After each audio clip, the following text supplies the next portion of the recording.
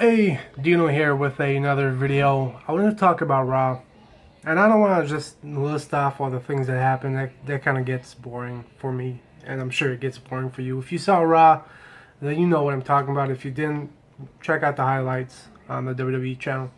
Um, okay, so let's start. So things I didn't like. Let's start with that.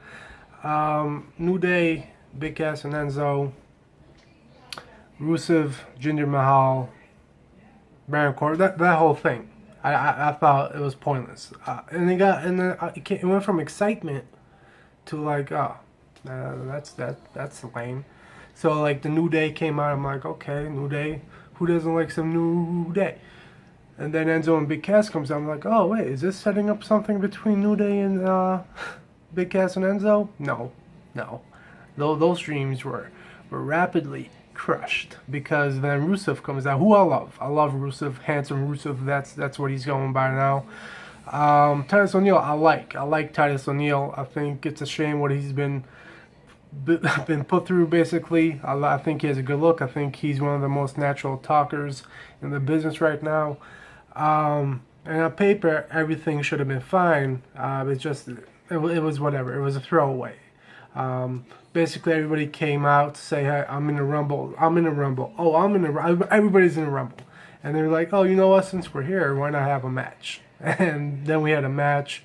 Baron Corbin came out. Not Baron Corbin. Braun Strowman came out, and then we had like an 8-man tag, whatever.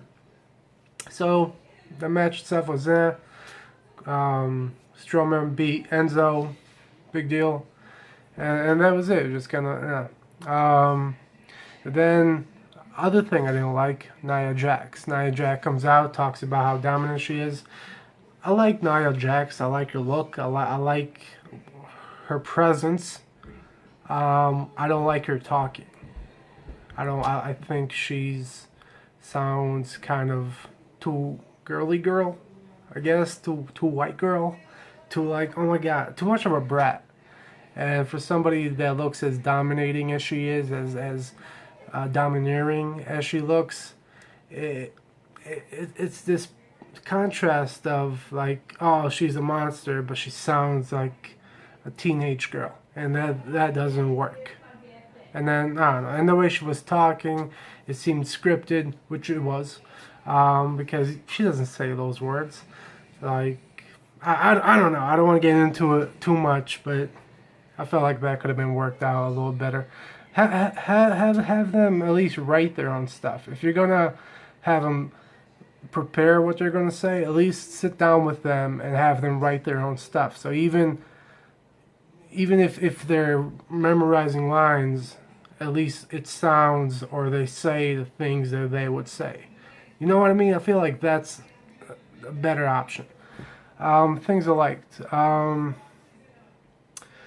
Chris Jericho, Roman Reigns match was fine, but Kevin Owens on commentary was fantastic. Pretty much the entire time he was talking shit to Saxton. Kevin Owens, he's like, you know, so quick-witted. He knows what to say. He knows how to get under people's skin. Even the ending I thought was pretty funny. I mean, it was kind of obvious what was going to happen, but pretty much they try to put Roman Reigns in the cage. Roman Reigns gets out of it, puts Kevin Owens in the cage, and it's this whole hoopla. And then the promo afterwards, I thought, was really exciting. Obviously, then we had Goldberg at the end.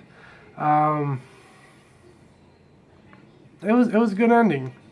I felt like there was stuff on Raw that I enjoyed, but I think the ending was like the cherry on top. It was Goldberg coming out, and I don't know what happened. I think he like cut himself shaving because he was just spewing blood, which was like, damn, what the hell? You're just talking, bro.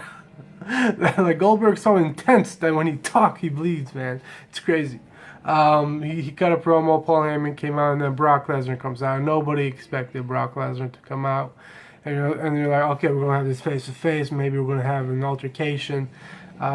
Goldberg calls him a bitch, tells him to get in the ring.